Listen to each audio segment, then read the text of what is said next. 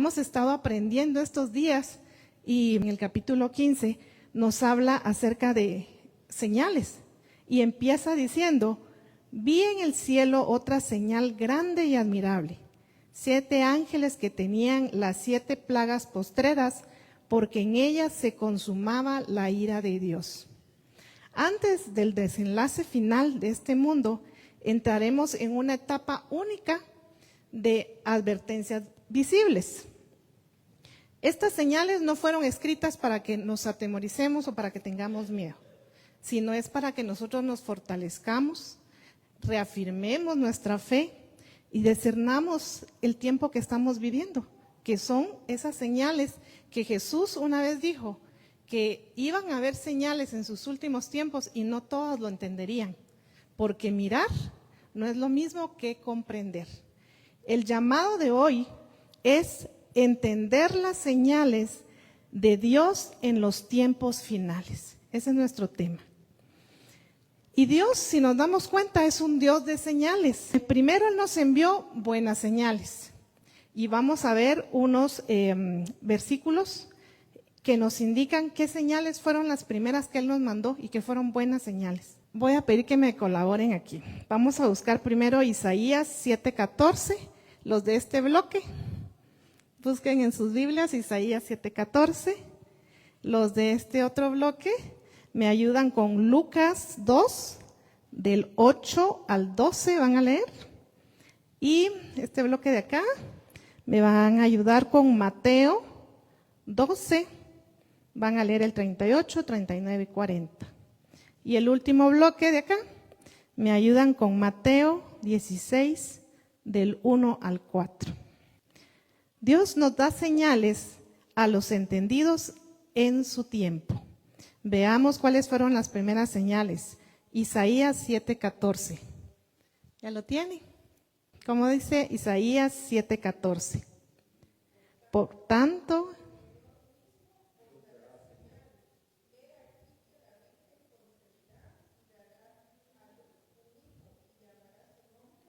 Emmanuel. Esa es una de las primeras señales que fueron enviadas y vemos que es una de las buenas y hermosas señales que Dios estaba anunciando la venida de su Hijo. Veamos que sigue diciendo Lucas 2, del 8 al 12. Habían pastores en la misma región que velaban y guardaban las vigilias de la noche sobre su rebaño. Y he aquí se les presentó un ángel del Señor, y la gloria del Señor los rodeó del resplandor, y tuvieron gran temor.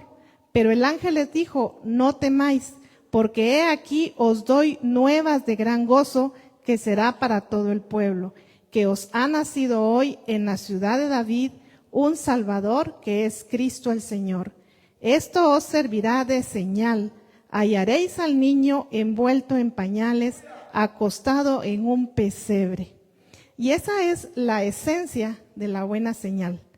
El nacimiento de Jesús, que trajo reconciliación entre Dios y la humanidad. Pero vemos que no todos lo entienden. Y vamos a ver la cita de Mateo 12, este bloque de acá. ¿Me ayudan? Entonces algunos de los escribas y los fariseos le dijeron: Maestro, deseamos ver una señal tuya. Pero él les dijo: la generación mala y adúltera demanda una señal, pero no tendrá más señal que la del profeta Jonás. Porque así como Jonás estuvo 3 días y 3 noches en el vientre del gran pez, así también el Hijo del Hombre estará 3 días y 3 noches en el corazón de la tierra. Acordémonos que Jonás pasó 3 días y 3 noches antes de ser liberado. Lo mismo le está diciendo él, que Jesús iba a pasar 3 días en la tumba y después iba a resucitar, pero ellos no lo entendían. Veamos qué dice Mateo 16, del 1 al 4, este último bloque. Vinieron los fariseos y los saduceos para tentarle, y le dijeron que le mostrara señal del cielo. Mas él respondiendo les dijo: cuando anochece decís buen tiempo, porque el cielo tiene arreboles, y por la mañana tempestad, porque tiene arreboles el cielo nublado. Hipócritas, sabéis discernir el aspecto del cielo, mas las señales de los tiempos no podéis. La generación mala y adúltera demanda señal, pero la señal no les será dada, sino la señal del profeta Jonás, y dejándoles se fue. Si nos damos cuenta aquí, Jesús no se deja manipular y no está esperando que ellos le crean. Él está dando la noticia y él no justifica la incredulidad con esos eventos grandes y porque lo están tentando decirle, mira, muéstranos una señal, porque tú tienes poder. Él podía, pero Él no quiere esa parte de nosotros. Él quiere que nosotros aprendamos a discernir entre las cosas cotidianas lo maravilloso que Él es en nuestra vida.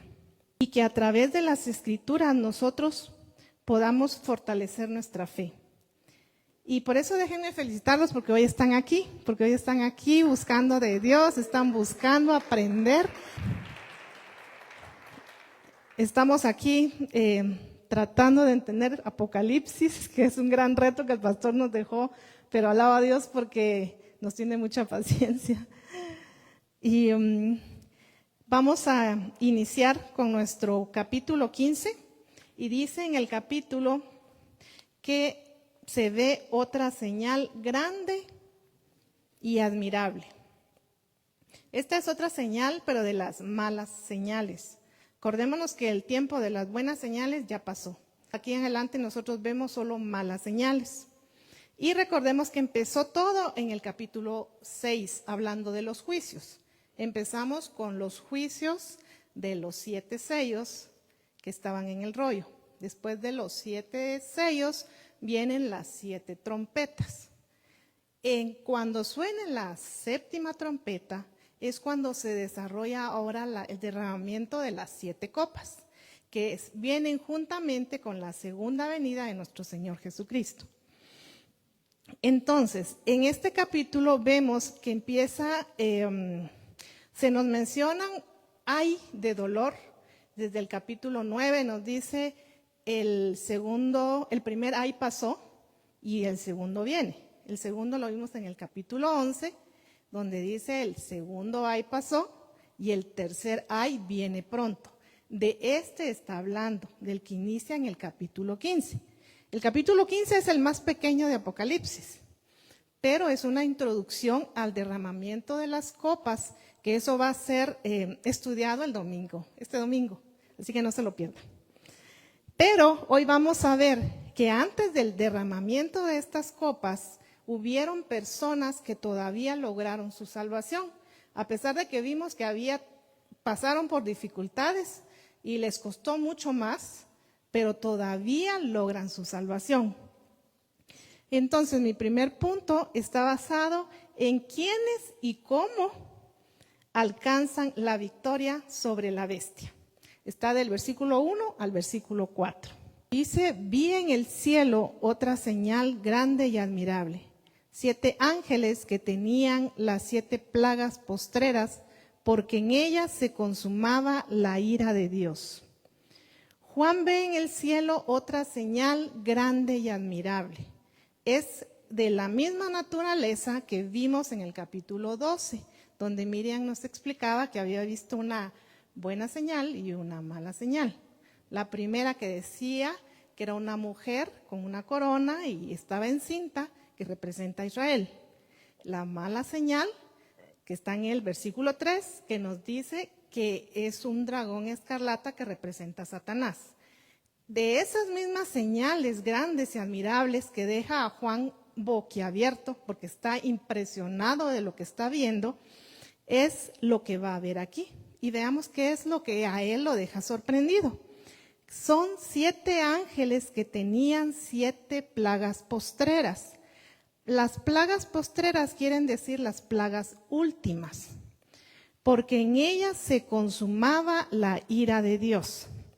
Y veamos qué es consumar, es decir, llevar a conclusión final la ira de Dios. Consumado en griego quiere decir tetelestai, que son las últimas palabras que Jesús usó en la cruz. En Juan 19:30 podemos ver lo que dijo.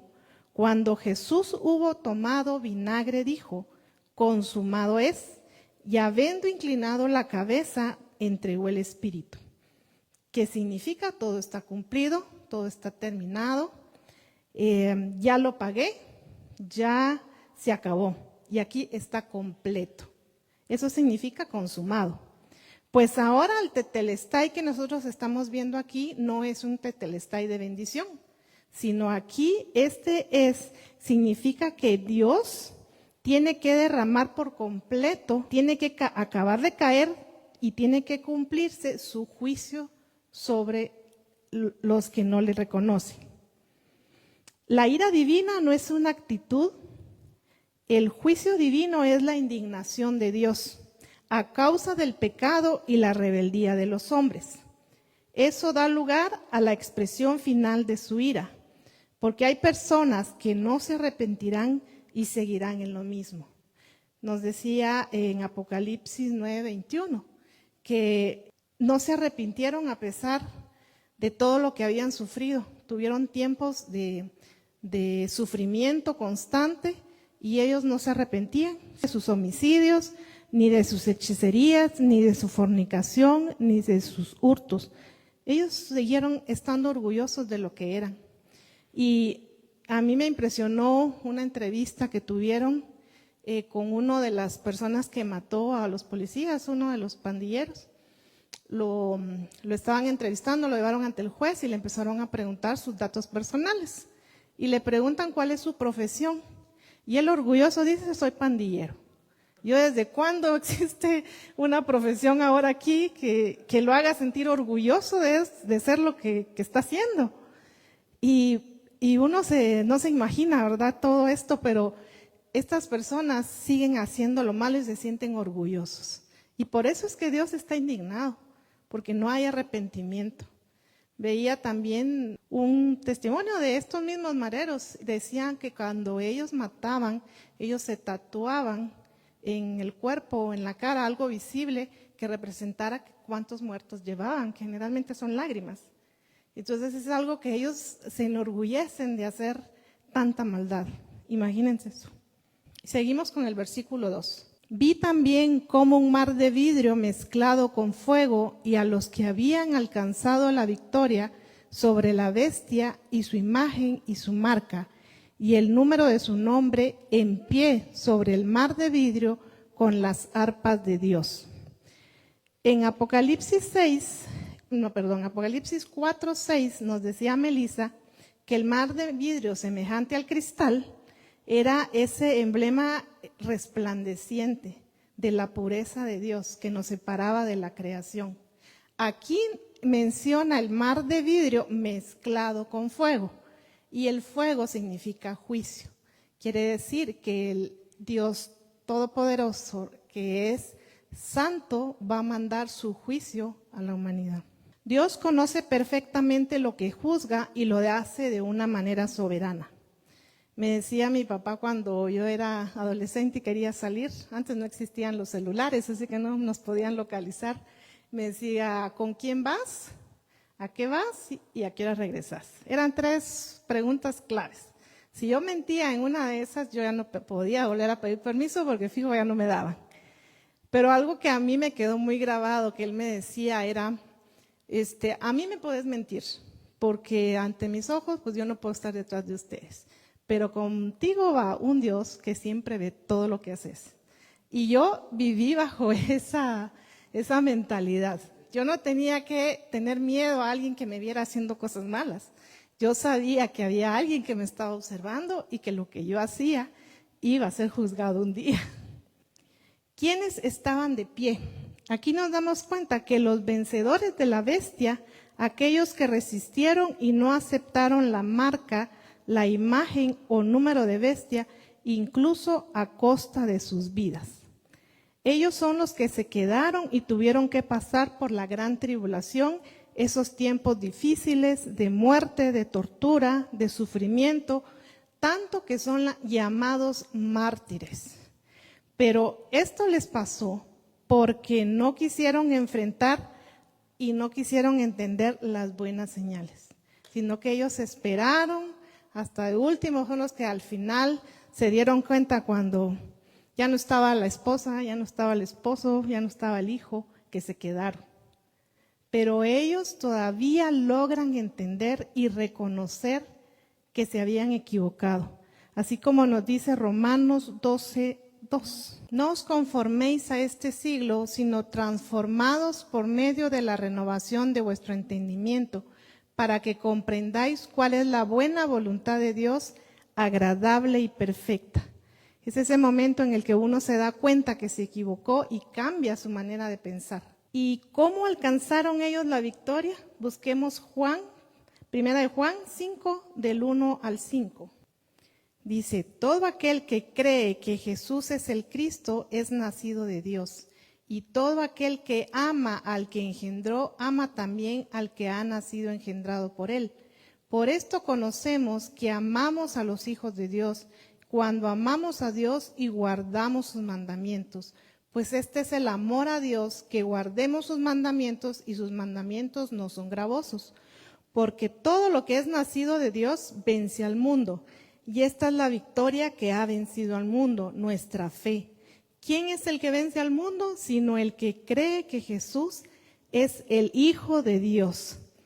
Y es ahí donde se obtiene la victoria. Cuando un hombre se convierte en un verdadero vencedor, cuando reconoce que Jesús es su Señor y su Salvador, cuando sabe que es pecador y que merecía ir al infierno, pero que por su gracia Jesús murió y murió en esa cruz. Y él reconoce que la muerte de Jesús en esa cruz, el derramamiento de su sangre, lo limpió de sus pecados. Entonces ahora él sí es una persona que puede ser más que vencedor por medio de aquel que lo amó. Pero no puede haber salvación sin conocimiento. Entonces no puede haber salvación, veamos la cruz que representa a Jesús, sin el conocimiento de su palabra. Y lo decía Vicky ayer, nos comentaba que ella se había propuesto estudiar, y es un reto que deberíamos de tener todos nosotros, estudiar constantemente la palabra. Ahora tenemos tanta facilidad, porque si no nos gusta leer, tenemos audiobiblias ahora, ponemos y ya nos leen la Biblia. O sea, hay muchos métodos de cómo poder aprender, pero sin este conocimiento nosotros no vamos a tener una fe fundamentada. Nosotros vamos a ser muy fácil de irnos de un lado para otro, pero cuando nosotros conocemos las Escrituras, tenemos esa fe firme. Ahora ellos están en pie en posición de triunfo, como cuando los miembros del equipo ganan. Yo creo que los hombres se identifican mucho con eso. Cuando termina el mundial, han visto esas escenas tan emocionantes donde todo el grupo está ahí parado dando vueltas al campo, orgullosos porque ganaron, llevaron la victoria. Algo así están aquí, están de pie, están contentos porque por fin ellos ya dejaron de sufrir. Ellos ahora están ahí celebrando esa victoria que tuvieron. Ellos tuvieron esa fe, esa santidad y el temor de Dios. Y porque amaron a Jesús y lo reconocen y lo hacen su capitán. Ahora vamos a leer el versículo 3 y el versículo 4. Veamos. Y cantan el cántico de Moisés, siervo de Dios, y el cántico del Cordero, diciendo: grandes y maravillosas son tus obras, Señor Dios Todopoderoso. Justos y verdaderos son tus caminos, Rey de los santos. ¿Quién no te temerá, oh Señor, y glorificará tu nombre? Pues solo tú eres santo, por lo cual todas las naciones vendrán y te adorarán, porque tus juicios se han manifestado. Y si se dan cuenta, ¿cómo no van a cantar? ¿Cómo no van a estar reconociendo al Dios Todopoderoso que ellos tienen? Ahora que están viendo el resultado de ese esfuerzo y de esa fe, es un momento glorioso para ellos. Las cosas de este mundo no son fáciles, pero tenemos esa promesa que un día estaremos todos allá cantando y agradeciéndole a Dios porque ya terminó nuestro sufrimiento. A veces nos angustiamos tanto por las cosas sencillas o por otras no tan sencillas, pero realmente nos afligimos. Pero ese momento Él dice que nosotros vamos a estar allá cantando, celebrando, porque ya no vamos a estar pensando en nada que nos atormente. Y esto es lo que ellos están haciendo. Ellos ya pasaron por esa etapa complicada y ahora están celebrando que por fin están viendo lo que un día se les prometió. Este canto de Moisés, aquí si nos damos cuenta, dice el cántico de Moisés, siervo de Dios, y el cántico del Cordero. Nos da a entender que son dos cantos. El canto de Moisés nos lleva a Éxodo 15. En Éxodo 15 está la historia cuando Moisés saca a los israelitas, el faraón los deja ir. Pero si recordamos, ellos pasan y llegan y se enfrentan al mar Rojo. Ellos de ahí ya no pueden pasar.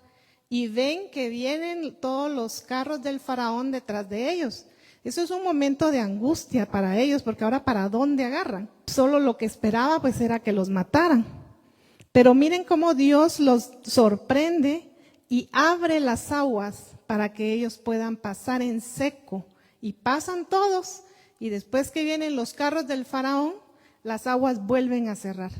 Eso solo Dios lo puede hacer, y ellos están observando qué capacidad y qué poder de Dios para poder hacer ese milagro y poder que ellos pasaran en seco y destruir a sus enemigos de esa manera. Esto nos lleva a ese cántico, que es algo similar porque es un canto de victoria, pero no es lo mismo, ¿verdad? Dios no hace dos cosas iguales. Es como para que nos demos la idea de la manera de poder cantar y poder glorificar el nombre de Dios por esa victoria que ellos tuvieron. El canto de Moisés también está en Deuteronomios 32. Ahí habla, pero más que todo un canto es como un poema que es recitado por Moisés para que todos los que pasaron o las generaciones que vengan no olviden la misericordia de Dios que tuvo durante todo el tiempo y ellos fueron salvados. Pues cualquiera de esos dos cantos son válidos, que se entonen en ese entonces, pero aquí vemos que ellos, el cántico del Cordero ellos dicen, grandes y maravillosas son tus obras, Señor Dios Todopoderoso, justos y verdaderos son tus caminos, Rey de los santos. Dios no quiere que nadie perezca. Los israelitas allá fueron salvados de las garras de los egipcios. Aquí, si vemos, son salvados del anticristo. El cántico comienza con una declaración de omnipotencia de Dios, así como los atributos de justicia y de verdad. Dice, grandes y maravillosas son tus obras, Señor Dios Todopoderoso. Me gustó mucho lo que dijo Ángel un día que estaba dirigiendo aquí la alabanza, que le recordaba a sus hijos que no normalizaran las cosas que tenían. Porque cuando uno normaliza, tiende a dejar de ser agradecido. Y eso es muy cierto. A veces nosotros dejamos de agradecer y nos volvemos exigentes creyendo que lo merecemos todo. Y Dios es tan grande que nos demuestra todos los días sus grandes maravillas. Y a veces ni siquiera nos damos cuenta. Y hoy quiero ponerles un video para que podamos observar esa creación que Dios hace y que nosotros a veces no lo percibimos.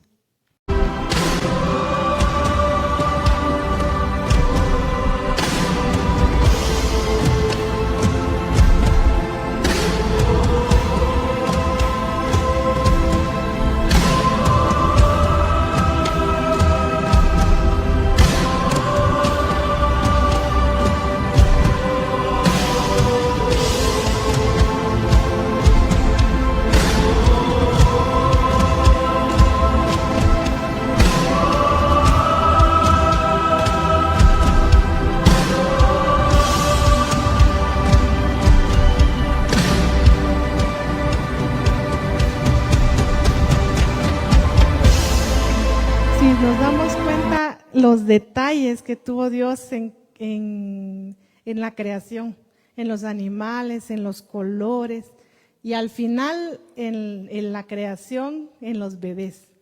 Creo que Salmos es uno de los libros que nos ayuda y nos recuerda a saber todas las grandezas de Dios, y el Salmos que me gusta mucho es Salmo 139, que dice el versículo 14, te alabaré porque formidables y maravillosas son tus obras. Estoy maravillado y mi alma lo sabe muy bien.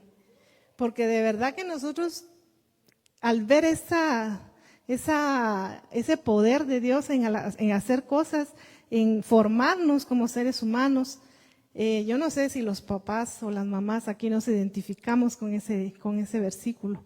Yo veo la gratitud de Oscar y de Gretel con Nina, de verla tan linda, tan perfecta. Veo la gratitud de Donald y Estelita también con su bebé. A Braulio y Gaby también, que tienen bebé. Pueden ver ¿quiénes otros anda con bebé? Que nos abundaron este año. Pero esa creación tan perfecta. Pero de verdad que uno lo hace recordar esos momentos que uno tuvo a su bebé por primera vez. Yo no sé a quiénes les pasó, pero a veces dicen los bebés no son tan bonitos de chiquitos, pero los míos eran preciosos. Yo me acuerdo que pasé horas ahí sufriendo, pero cuando me los entregaron o me entregaron a mi bebé, yo estaba enamorada de mi hijo. Yo lo veía así tan perfecto, podía pasar una hora observando qué estaba haciendo y cómo no estar agradecidos con Dios con eso. Sí, ahora véanlos, esa hermosura de hijos que tengo. Pero de verdad que Dios es tan lindo con nosotros, que nos enseña y nos demuestra esos detalles. Sigamos con el versículo y dice, sigue diciendo ahí, justos y verdaderos son tus caminos, Rey de los santos. El Dios que ama al mundo, que nos dijo en Juan 3:16, porque de tal manera amó Dios al mundo, que ha dado a su Hijo unigénito, para todo aquel que en él crea no se pierda, mas tenga vida eterna, lo juzgará y lo juzgará con justicia. Así como nos amó, así también nos va a juzgar. Veamos qué dice Romanos 2, del 3 al 6. ¿Y piensas esto, oh hombre, que tú que juzgas a los que tal hacen y haces lo mismo, que tú escaparás del juicio de Dios? ¿O menosprecias las riquezas de su benignidad, paciencia y longanimidad, ignorando que su benignidad te guía al arrepentimiento?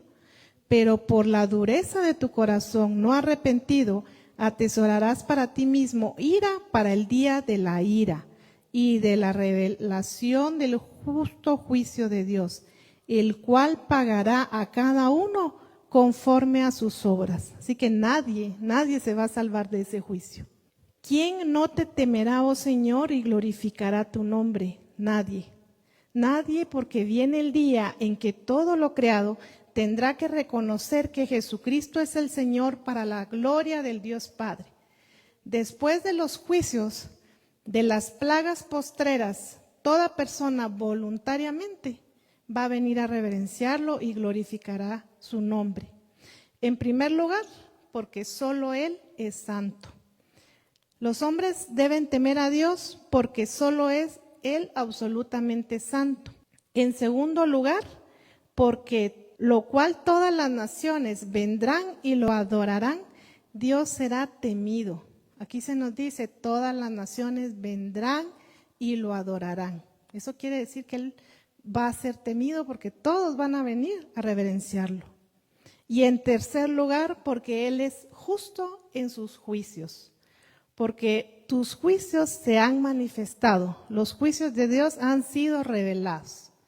Y Él no vino de un solo y vino a terminar con todo. Si nos damos cuenta, Él va poco a poco, va presionando, va dando oportunidad, pero la humanidad no todos quieren creer, no todos quieren aceptarlo. Entonces, Él va a llegar el momento que va a juzgarnos. Los vencedores de Apocalipsis triunfaron sobre la bestia y sus engaños. Y eso es lo que Dios quiere de nosotros. Que hoy estamos a tiempo de reconocer esas grandes maravillas que Él y que vemos, porque Él es santo, justo y debemos adorarlo. Debemos resistir esas tentaciones del mundo confiando en Cristo para vencer y mantenernos firmes en la fe. Incluso en circunstancias difíciles, porque Él siempre nos acompaña y nos da la salida que nosotros no imaginamos. En nuestro punto número 2 empieza del versículo 5 al 8 y nos habla acerca de la tragedia de ignorar las señales. Versículo 5. Después de estas cosas miré y he aquí que fue abierto en el cielo el templo del tabernáculo del testimonio. Otra de las cosas que Juan observa es que es abierto el tabernáculo del testimonio. El tabernáculo del testimonio, ¿se acuerdan que es muy mencionado en el Antiguo Testamento? Que fue realizado cuando Moisés subió al monte y se le dio las instrucciones de realizar este templo para que pudieran tener esa santidad, los israelitas pudieran tener esa comunión. Pero aquí Juan está viendo el verdadero templo, ya no está viendo el que ellos hicieron en el Antiguo Testamento. Y dice que el templo fue abierto y del templo salieron los 7 ángeles que tenían las 7 plagas, vestidos de lino limpio y resplandeciente y ceñidos alrededor del pecho con cintos de oro. Él está viendo salir de acá a estos 7 ángeles y llevan las 7 plagas. El vestuario de estos ángeles nos representan que ellos van con una comisión especial. Si nos damos cuenta, dicen ceñidos alrededor del pecho con cinto de oro. Eso quiere decir que ellos llevan esta comisión especial, que es derramar las copas de la ira de Dios. Esto hace recordarnos como cuando los policías, si nos hemos dado cuenta, los policías tienen cierto uniforme, pero cuando van los de la SWAT, ellos van vestidos todos de negro y llevan armamento especial y llevan una comisión. Algo así es esto. Salen los ángeles con una sola comisión y es a derramar las copas de la ira de Dios. Y uno de los 4 seres vivientes dio a los 7 ángeles copas de oro, llenas de la ira de Dios, que viene por los siglos de los siglos. Y el templo se llenó de humo por la gloria de Dios y por su poder. Y nadie podía entrar en el templo hasta que se hubiese cumplido las 7 plagas de los 7 ángeles. Los 4 seres vivientes, recordamos que también nos los enseñaron, que son los que están a disposición al servicio de Dios, y uno de ellos se acerca a los ángeles y le entrega las copas. Si nos damos cuenta, dice que los ángeles ya traían las 7 plagas. Adicional a eso, ellos están entregando las copas con la ira de Dios en ellas. En Apocalipsis 15:8 dice, y el templo se llenó de humo por la gloria de Dios. El poder de Dios tiene que ver con la capacidad y habilidad dinámica de Dios para ejecutar todos sus actos. Y nadie podía entrar en el templo. Mientras Dios esté actuando en estos juicios, nadie va a poder interrumpir. Ese es un tiempo donde Él va a juzgar y no van a tener momento para alabarlo, para cantar, para adorarle, no. Ese va a ser un momento en el que Él va a iniciar a juzgar. Y nadie podía entrar en el templo, es decir, que nadie tiene ese acceso a la presencia de Dios mientras dure la ejecución de los juicios de las 7 plagas, hasta que se hubiese cumplido las 7 plagas de los 7 ángeles. Dios un día va a reclamar lo que justamente le pertenece, es decir, el derecho de gobernar y de reinar sobre toda su creación. Lo podemos ver en Apocalipsis, que en este capítulo, que el tiempo se nos termina. Y aquí, precisamente en este capítulo, el tiempo se termina y el tiempo que Él estuvo dando, si vimos con los juicios anteriores, estos son los últimos. Dios nos llama a discernir las señales de los últimos tiempos, a ser personas entendidas, a buscarle ahora que hay tiempo, que no esperemos que lleguen esos tiempos difíciles para acercarnos a Dios. Ahora que nosotros tenemos tiempo, y por eso es que los felicito por estar aquí, porque están invirtiendo su tiempo en poder edificar su vida espiritual. Cómo ayuda el poder venir, escuchar y por fin entender, porque una vez lee y no entiende, pero aquí cuando alguien más se lo explica, uno dice, sí, esto era, como digo hermana Miriam, tan fácil que estaba, pero nosotros nos complicamos. Y esa es la bendición que nosotros tenemos, aprovechar que tenemos un pastor que nos ama y nos enseña, que tenemos hermanos que nos llaman, nos orientan a que vengamos, nos animan a que sigamos creciendo en nuestra fe. Y busquémosle ahora que hay tiempo. No esperemos, como le digo, esos malos momentos, cuando ya no podamos salir, cuando ya no podamos o tener una salud con la que podamos servir, ya estemos con demasiados achaques, ya no podamos, y ahí entonces vamos a querer hacerlo. Ahora que podemos, hay que buscarle. Preparémonos y también preparémonos porque el tiempo está cerca. Y si nosotros no nos damos cuenta, no vamos a estar preparados cuando Él venga. Ahí se nos van a agarrar sorprendidos. Pero si nosotros estamos constantes buscando, vamos a estar listos cuando Él venga. La victoria es posible.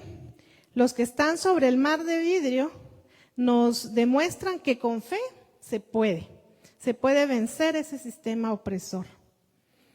Ellos pasaron momentos terribles, pero si se dan cuenta, ellos ahí están de pie y están triunfantes. Pudieron alcanzar en lo que ellos confiaron. La justicia de Dios es perfecta. Este mundo es injusto, pero Apocalipsis 15 nos asegura que Dios tiene un límite y que ese límite de la maldad va a llegar.